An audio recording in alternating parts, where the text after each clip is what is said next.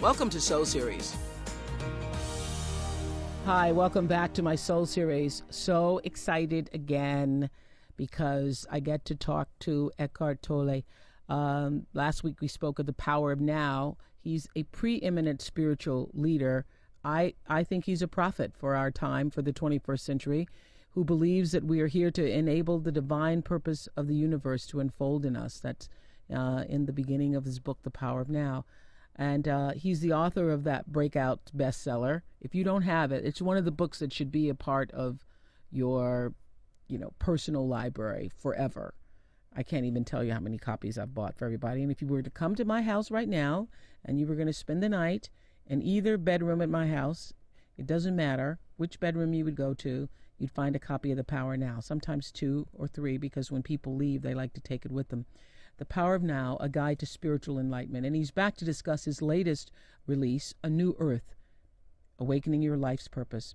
The inspiration for that title came from a Bible prophecy in both the Old and New Testament, where it speaks of the collapse of the existing world order and the rising of a new heaven and a new earth, for those of you who are Bible readers. Well, The Power of Now is one of the most comprehensive and enlightening books, as you've heard me say, Eckhart, I've ever had the privilege to read. Why did you feel the need to write a follow-up? You really didn't have to write another word after The Power of Now. Well, that's true. The teaching evolved in the years after The Power of Now came out. I would travel around the world giving talks. And what happened then is some new approaches came, new perspectives on the same basic truths. It's not different truths. It's focusing on the same basic truths, but new perspectives towards it. And also I felt there was still something to be said about that which blocks the arising new consciousness in most human beings. So there's quite a bit in the book A New Earth about that in us which tends to block the awakened consciousness, the consciousness that wants to arise now. And one way of putting what that is to describe it, as I do in the book, it's the human ego. Oh, this is my favorite thing to talk about, the ego. You say the ego is destined to dissolve. How so? Well, first we need to see clearly what the ego is, because sometimes people use that word and they mean different things. Yeah, they just mean you're being arrogant or... That's right. Yes. It's a much wider thing. It's not just being selfish or being arrogant or thinking yourself superior. That's a small aspect of ego.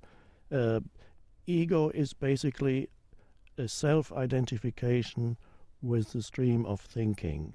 So that collectively, I would say the beginning of ego is actually described at the beginning of the Old Testament, where there is the famous story of the apple, which everybody knows, even non-Bible readers. So it is said there that they ate of the fruit of the tree of the knowledge and good and evil. And that was when they lost that state that is externalized in the Bible and called paradise. What does that mean? To me, that means it is the arising of the ability to think and to differentiate between things. This is good, this is bad. To make statements like that, to make judgments like that, which is to be able to tell good, is basically the ability to think, which is so this is a mythological description of what happened to humanity. And at first, the ability to think was not entirely bad. They lost something. They lost a deeper state of connectedness, but I don't think that deeper state of connectedness with being was lost immediately, as it's described in the Bible. I believe it took a long, long time of increased thinking until people reached a point where they derived their entire sense of who they are from the stream of thinking. So what that looks like in a person's life is there is a almost, one could say, a mind-made entity which is made up entirely of memories and past conditioning and mental concepts And this entity, which really is all made up of thinking, people derive their sense of who they are from this mind-made entity. So it's a mind image of who I am. People have split themselves in two. They think there's me and there's myself. Me and my story. The ego is the story of me that people identify with. You say in the New Earth, ego is no more than this: identification with form, which primarily means thought forms. Yes, that's right. That's what the ego is. And you say if evil has any reality, and it has a relative, not an absolute reality, this is also its definition of evil: complete identification with form. Yes. Physical forms, thought forms, emotional forms. That's right. And that this results in a total unawareness of my connectedness with the whole, my intrinsic oneness with every other, as well as with the source. And this forgetfulness is original sin, suffering, or delusion. And that's, when I heard that, I thought, yes, you're right. For every evil act we've ever heard described, or when we think of people as, doing sinful things, it is because of a complete and utter disconnection, a lack of understanding that I am that person that I am attempting to violate. I am that which I am jealous of. I am that. Yes. It means you cannot sense the aliveness anymore that is in the other person. So you have desensitized yourself to the aliveness. Now, you can only do that if you've already done this to yourself, because by living through mental definitions of who you are, you desensitize yourself to the deeper aliveness of who you truly are beyond thinking. Okay. So you become, what arises then is a conceptual identity. I'm this, that, or the other. And then once you are trapped in your own conceptual identity, which is based on thinking and image making by the mind, right, on your past, then you do the same to others. And this is the beginning of that is always when you pronounce judgments on another person, and then you believe that judgment to be the truth, calling people, attaching labels to people. That's the beginning of desensitizing yourself to who that human being truly is. I'm having a conversation here with Eckhart Tolle, who is author of The Power of Now, of course, and A New Earth, Awakening to Your Life's Purpose. So if you are not your story, and most people, I do believe, think that they are. We live in a world where people believe I am my story. I, was born in this family, and this is where I was raised, and these are the things that happened to me, and this is what I did. If you are not your story, then who are you? Yeah, it's a very good question, because you cannot deny, of course, that these things exist. Right. Your memories of the past, things that you suffered, perhaps even suffering that you might have inflicted on others. And even not all suffering, my family connections, the people I love. Yes, you have a so-called past, you have relationships, all that is fine. It is not problematic unless you become totally lost in that dimension alone. So if you have no access to a deeper sense of aliveness or beingness beyond the stream of thinking, because really all that is based on memory. All your past, how do you experience your past? You experience your past as memories. And what are memories? Memories are thoughts in your head. And there's nothing wrong with that. But if you're totally identified with all these thoughts in your head, then you are completely trapped in your past history. There's no sense of anything beyond that in your life. Right. So the important thing is am I more than my personal history? Well, you speak in A New Earth, you speak about how advertisers are counting on us to believe in the labels, and that we identify with, particularly in our society, exclusive labels. And the more exclusive the label, the more we identify with it. Yes, that's right, because the ego wants to be special one way or another. Every ego wants to be special. And if the ego cannot be special by being superior to others, the ego would also be quite happy with being specially miserable. So you may have seen witness people who are saying, one person says to the other, "I have a headache." The other person says, "You have a headache? I've had a headache for weeks." So people actually compete. Who is more miserable, you or me? That's another. It's just the ego that does that is just as big as the ego that says, "I'm superior to you," because the ego always wants to be special. So if you recognize in yourself that unconscious need to be special, then you're already half free, because when you recognize all the patterns of the ego, and specialness is one pattern of the ego, another pattern of the ego, it wants to be right all the time. Another pattern of the ego is it actually it loves conflict with others. And that's an amazing thing. Of course, it's unconscious, because the ego defines itself through a boundary that it draws between this is me and that is the other. And that's an important word, because the ego needs to emphasize the otherness of the other person. And that happens on a personal level when people are suspicious of other people's motives and so on. And there's a need for enemies, which is deeply built into the ego. The ego needs enemies because it defines itself through emphasizing the otherness of others. And nations do it, religions do it. The believer, if you identify with one particular religion, and for many people religion is only a mind structure, not in its deepest sense, but for many people a religion is an ideology that they identify with, and then they need the non-believer, the other, because by having the other, they feel their own sense of identity more strongly. Right. And they need the other in order to feel their own sense of identity more strongly. Yes. Yeah. They need I enemies. thought you did such a great job of explaining this, because you say it first starts with a baby, when the baby first reaches for the toy and realizes and the toy is taken away or not given to them, and they say, "No, that's mine." That's right. That is mine. That's the beginning of identification with things. Identification with things. And that what happens is that we all just grow up and we just get bigger toys, different toys. That's right, yes. So ego is always identification with one form or another. It could be a physical form, as a possession, my house, my car, and so on.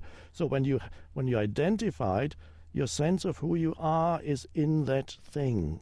So, and if that thing then is criticized, for example, by somebody else, you will become extremely defensive or aggressive, because you're feeling your very sense of self is being threatened.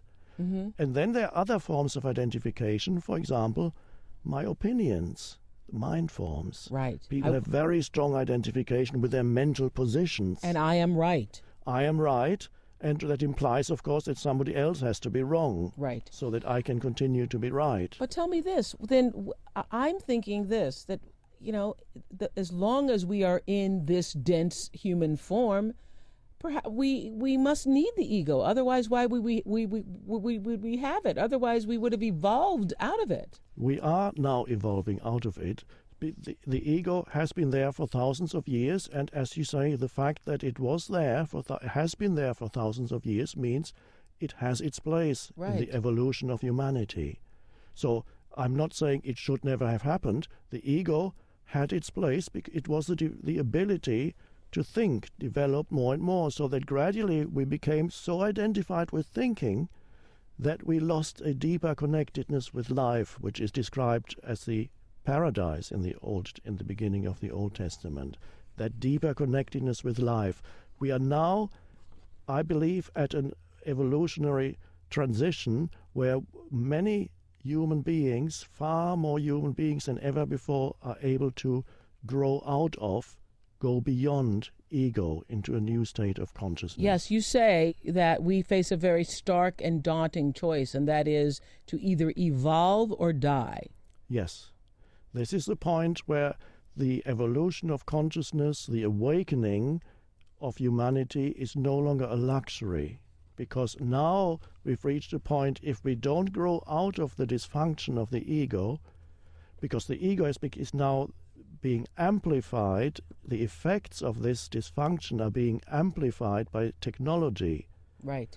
So what we are doing to ourselves, to our fellow human beings, and to the planet is becoming more and more destructive and devastating. Yes, I had a conversation actually with Elie Wiesel yesterday. He was saying that this will be known as the 6th century. Sick century. Yes. Yes. Yes. In our ability just to do the most evil and sickest of things to one another. Yes. I mean, look at the 20th century. It was dreadful, the worst ever in terms of human suffering inflicted on humans, by humans on other humans. Yes, but we were saying that it doesn't seem that we learned. We didn't learn. It seems to have gotten even worse, and you were right, because of technology, because there are even greater bombs, guns that and ammunition that can kill from further distances. Yes. Now the question is, sometimes people ask me, are things actually getting better or worse? And my answer is, at the moment, things are both getting better and worse, which means there are two streams in existence now. One is the old stream, the old consciousness, the unenlightened, the unawakened, egoic consciousness, which is actually still continuing. You can see it a lot of the time when you watch the news in the evening. That is the consciousness. That's the old consciousness, which is still just as mad as before, if not more mad. Well, the fact that we're just repeat all the bad things that are happening in the world. That's right. That's one stream. The other stream is us sitting here now and talking, because that represents we are part of, I'm not saying we are special, but the fact that we are addressing this and the fact that many people are listening to this and it is meaningful to them means that there is another stream here, which is the stream of humanity awakening. And both are present at this time on the planet. And as we choose to evolve, you and I sitting here and everyone else who's listening to us, and this conversation hits a nerve or has a moment, I call them aha moments, or they just find the conversation interesting and will cause them to look at life differently today. As we do that, are we actually creating a new earth? We are, first of all, what happens is a new state of consciousness arises. It's not so much that we now need to get busy and create a new earth, because that would be premature. Many times humans have tried to create a new society or a utopia, and they all failed miserably. So look at communism. It started with a good idea, everybody is equal, and see what it did. Millions of people were killed in the name of communism.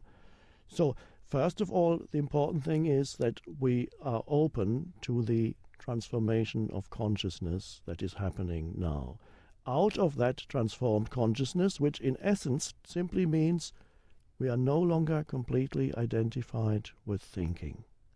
We realize that inside ourselves there is a dimension in which I am conscious, I am present, I'm awake, I'm alert, but I'm simply an aware space. That's presence. I call it presence. You can have other words for it: awareness, unconditioned consciousness, stillness. That arises now in many human beings. And so, as that arises and gradually replaces identification with thinking and replaces relying on thinking exclusively to run your life, there's actually, in that stillness, in that awareness, there is a higher, far greater intelligence at work. I know you say, I love how you say, let us allow nature to teach us stillness. If you want to understand stillness, stand beside a tree or watch a tree. Yes, that's a great help. Just watching a tree, a plant, and be there, just watch it, be there as the aware presence that perceives the flower, the tree, the plant, the animal. Nature is always very helpful for people who want to connect with the stillness. Man-made things very often generate more thinking because they are made through thinking. So go to nature, and then eventually it's important, of course, that you also are able to sustain the state of stillness even in the midst of a city. I actually enjoy, I'm in New York at the moment, I enjoy walking along the busy streets with infernal noise and people rushing about, and feeling actually in the background a deep sense of stillness. Really? And actually, I can even enjoy all that movement. And it's wonderful to be able to be there as the stillness and not completely get drawn into some reaction. It's like being in the world but not of it. That's exactly what it is. Being in the world but not of it. Yes. So tell us how we can get to be more like you. How can we not allow ourselves to be dominated by the ego? I know it's a lifelong process, but just for those who are listening now, who are going to read A New Earth and read The Power of Now and come away thinking, okay, I'm inspired by that, stimulated by it. What can I begin to do today to not to have myself dominated by my ego? Yes. Now, the ego cannot survive in the stillness. That's important to realize. So that means invite stillness into your life. Now, that does not mean that stillness is something that you need to get from the outside or somehow create for yourself. It's realizing that everybody underneath the stream of thinking already has the stillness. Right. So you don't have to go to Hawaii and sit on a mountaintop. No. And you don't have to do anything to create it, because essentially it's already there. And if you look very deeply into yourself and see, where does my sense of I-ness, when people say I, they have this sense of I am essentially the deeper I. Where does that sense of I-ness come from? And then if you look very closely, you'll find it's actually intrinsically bound up with the dimension of stillness. So that's why I say in my book, Stillness Speaks, you are never more essentially yourself than when you are still. So you invite stillness into your life. You can do it by taking a few conscious breaths many times during the day. Just observe your breaths flowing in and out. Another way of bringing stillness or finding the stillness that's already there is feeling the aliveness of your body from within. I call that the inner body. Mm-hmm. And that immediately takes your attention away from the stream of thinking, a lot of which is repetitive and useless, and bring it into the body and feel, is there life in my hands? And then you feel it. Oh yes, very subtle, but it's there. Is there life in my feet, my legs, my arms? And then you feel that your entire inner body is pervaded by a sense of aliveness. And then that can serve as an anchor for remaining present when your attention, or part of your attention, remains in the inner body. Even at this very moment, for people who are listening to us, they can practice it and they can see that even while they are conscious of the words that they hear, they're completely following what we are saying. Mm-hmm. But it does not need to take up 100% of their attention. They can have some of their attention, even as they sit there or stand there and listen, in the inner energy field of the body, and feel there is an aliveness in every cell of the body. And that's a wonderful anchor for stillness and for presence. It doesn't mean you turn completely away from the external world. It actually brings balance into your life between being still and being able to deal with things out here. It's finding the space in between. That's right. It's finding the space. It's like when you're reading the book. I remember reading the book Power of Now for the first time, and you were saying it is the space in between. It's the awareness of what's on the page and the space in between that awareness. Yes. And you may also find, talking about the space in between, that you may sometimes become aware when a thought has come to an end in your head, that between two thoughts there is a short silent space. And when you acknowledge that, which means you suddenly become conscious that for a moment there's no thinking, then it becomes a little longer. And so you have a longer gap of stillness. Yeah. And then... but if you become aware for so long, you start thinking about it, and then you lose it. Then you lose it. The moment you say, oh, look, I'm not thinking, then you're thinking again, of course. Right.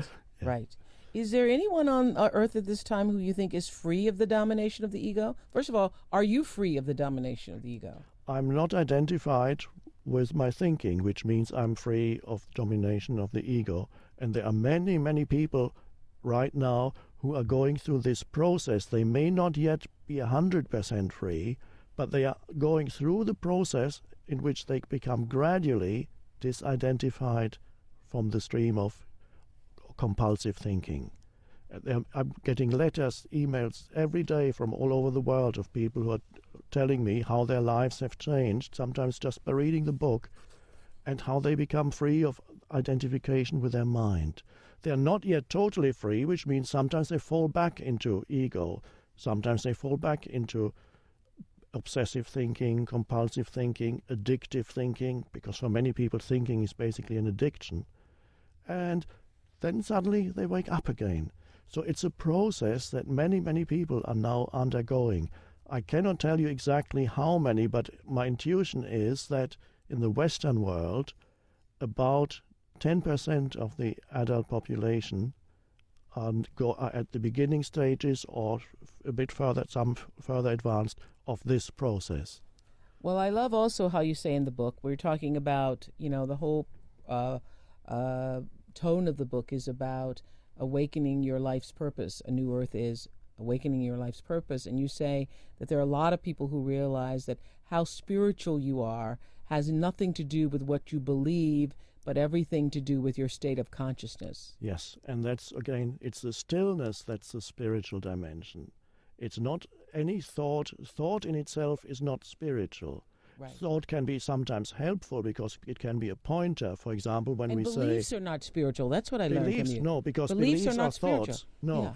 Yeah. Some beliefs can be helpful, but only as pointers. I mean, even if we say, find the stillness that's already inside you, that's still a thought.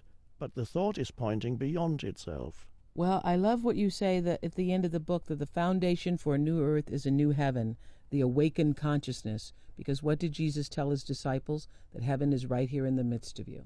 Yes, that's a wonderful thing. Jesus said, heaven does not come with signs to be observed. You can't say, there it is, or look, here it is, because it is essentially already within you, in the midst of you. The stillness. The stillness. All right. Can you believe another? We're out of time again. Next, those of you who've been so intrigued, so empowered by words that you've heard and read over the years, and not just from listening to us, will have an opportunity to ask questions of Eckhart Tolle here on our Soul Series. Thank you again. Our listeners get to talk to you. That's going to be great. Thank you. Thank you.